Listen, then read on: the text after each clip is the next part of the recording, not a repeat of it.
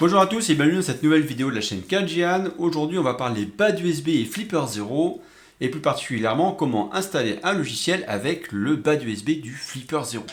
Avant toute chose et très important pour cette vidéo, je vous remets le disclaimer. Pour rappel, mes vidéos sont à but pédagogique uniquement et vous ne devez pas en faire un usage illégal.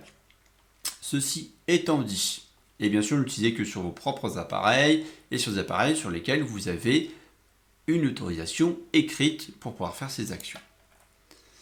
Donc aujourd'hui ce qu'on va faire, c'est qu'on va installer une application via un bad USB. Une application que je vais choisir d'installer sur mon PC, c'est Wireshark. Donc là j'ai mis à gauche les applications installées sur mon PC, elle est bien absente. Donc pour cela, on va s'inspirer librement, je me suis inspiré librement, du code qu'avait fait Milk Cool sur son GitHub. Donc il avait fait un petit repo qui nous explique comment faire. Donc il a fait un fichier payload.txt ici, donc avec ici les REM pour rappel ce sont des commentaires, donc en commentaire la liste des applications supportées. Et ici vous avez le script réellement qui est joué par, je vais y arriver, par le bad USB. Donc ici ça va ouvrir l'invite de commande, donc qui est ni plus ni moins si je fais Windows R que ces petites choses-là, d'accord. Ici, une pause de 500 millisecondes, et ici, il envoie une string directement dans la ligne de commande et fait entrer. Après, il fait le enter. Donc, ce qui va être fait ici, c'est qu'ici, vous devez choisir le nom de l'application parmi celles proposées au-dessus que vous voulez télécharger et installer. Donc ici, Wireshark, notre cible. Et il va chercher sur le passbin qui est là. Donc, le passbin qui est là, il a ceci dedans. Et j'insiste très fortement sur tous les bas USB que vous allez récupérer, où que ce soit sur la toile, regardez bien, lisez bien en détail ce qui s'y passe dedans. Pour info, c'est la deuxième fois que je tourne la vidéo. C'est rare, mais là c'était vraiment trop le bazar. Donc j'ai décidé de tout refaire.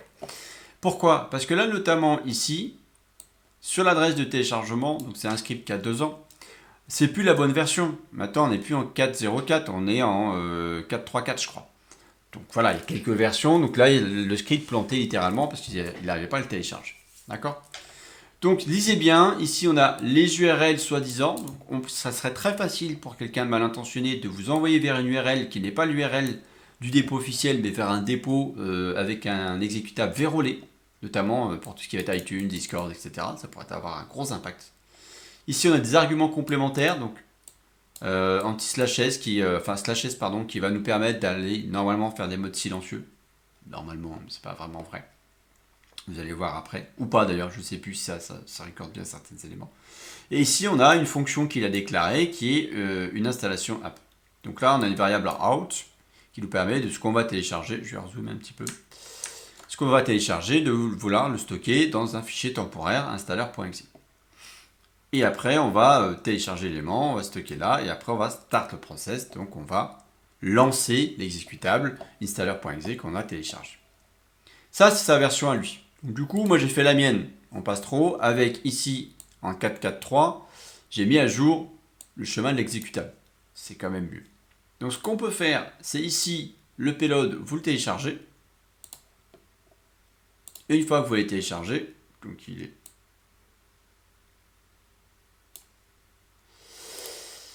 alors, une fois qu'on l'a téléchargé, donc je vais le mettre dans le téléchargement, ici, hop, on l'a ici, il est téléchargé, et ici vous avez la version que moi j'ai modifiée, que je vais sortir ici, voilà.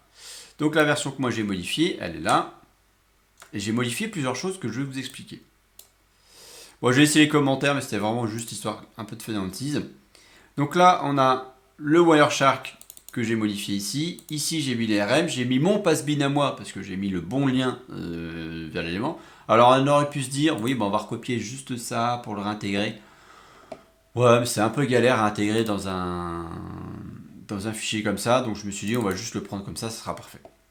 On va juste refaire un passbin, ça coûte rien en plus. Et ce que j'ai fait, c'est qu'ici, pour les plus assidus, j'ai modifié les arguments du PowerShell parce que moi ça me parlait pas, je savais pas ce qu'il faisait, et puis ça faisait planter surtout le script. Donc là au moins ça va fonctionner. Donc qu'est-ce qu'on fait pour que ça fonctionne? On va brancher le Flipper 0 au QFlipper Voilà. Ici dans le QFlipper, ce qu'on va faire, c'est qu'on va aller dans SD card. On va aller dans bas d'USB. Dans bas d'USB, là vous avez déjà mon fichier, donc je vais le delete. Voilà.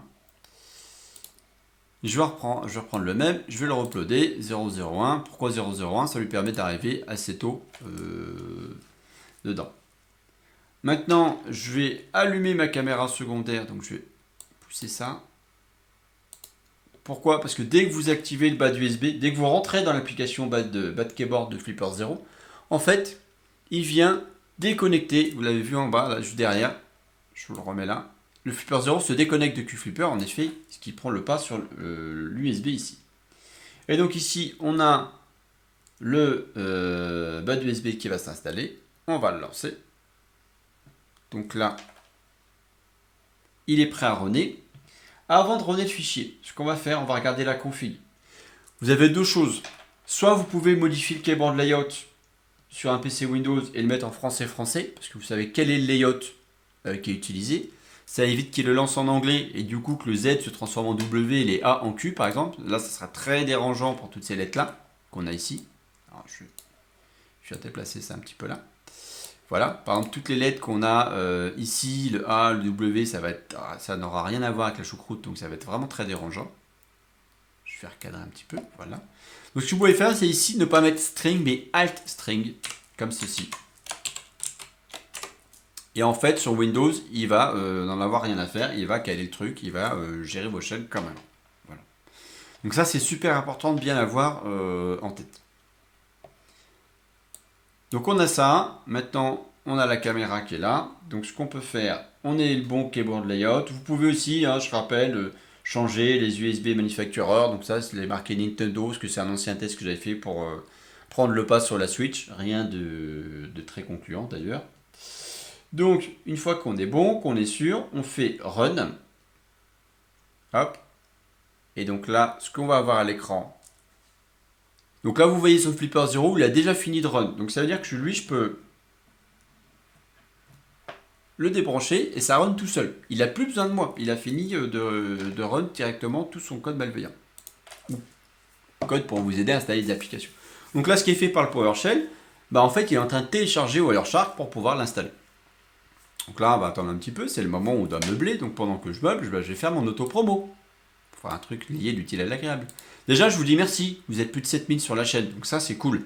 Ça me fait vraiment plaisir. Je fais aussi mon auto-promo de ma deuxième chaîne, Cyber Facile, qui est beaucoup plus confidentielle pour l'instant, mais j'ai conscience que c'est la sensibilisation cyber, que ça attire beaucoup moins les foules, mais n'hésitez pas à faire passer. J'essaie d'avoir des choses, notamment sur le fait de sauvegarder vos données correctement, de comment détecter une arnaque, et des prises de position sur arrêter de changer vos mots de passe, tout simplement. Hein, voilà. Et puis, pour continuer l'auto-promo, je ne sais pas si vous voyez ça. Mais en fait, là, si vous avez un écran noir, c'est parce que Windows me demande si je veux installer ou pas Wireshark. Donc, je vais lui dire oui. Là, la capture reprend normalement son fil.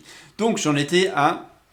et en fait, le slash silent que l'on avait, c'est-à-dire qu'en fait, il va lancer l'installation de Wireshark sans me demander la moindre information sur tous les arguments qu'il a. Il est en train de faire l'installation par défaut comme un grand. Donc, ce petit écran que vous avez, est-ce que vous voulez installer Wireshark? Oui, non. Vous pouvez, dans votre script, dans votre payload, ici, donc là, une fois que vous avez fait Enter, vous pouvez rajouter par exemple un délai, ça a pris quelques, 2-3 minutes, donc allez, genre 6 minutes, et vous pouvez faire par exemple tabulation, pour lui faire une tabulation, pour revenir sur le oui, et faire Enter pour que ça se fasse de manière complètement discrète. D'accord? Bon. Pour les commandes, il faudrait vraiment les tester, les bonnes, etc. Mais pourquoi pas.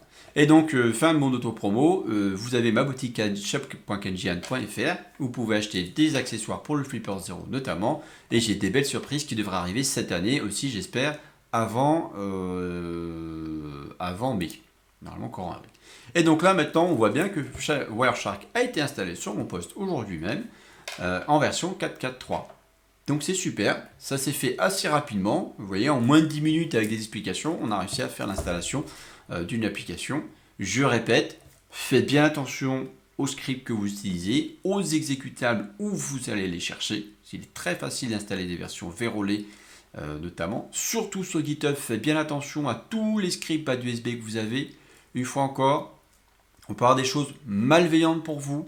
Il serait facile pour quelqu'un de mal intentionné de faire un bas USB extrêmement long ou un PowerShell extrêmement long pour y insérer discrètement le vol par exemple de vos credentials d'accès Wi-Fi. Tout à fait possible. Ou de vous faire télécharger l'installation d'un logiciel qui permettrait de dumper tous les mots de passe que vous avez stockés dans vos navigateurs. Je rappelle que c'est mal d'ailleurs au passage.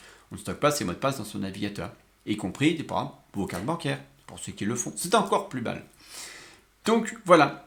Je pense que c'est tout pour aujourd'hui. Je vous dis merci. Je vous dis à très bientôt pour d'autres vidéos sur la chaîne. Et notamment ceci qui sera la prochaine vidéo. On va unboxer le M5 Stack Plus. Merci à vous et je vous dis à très bientôt. Ciao!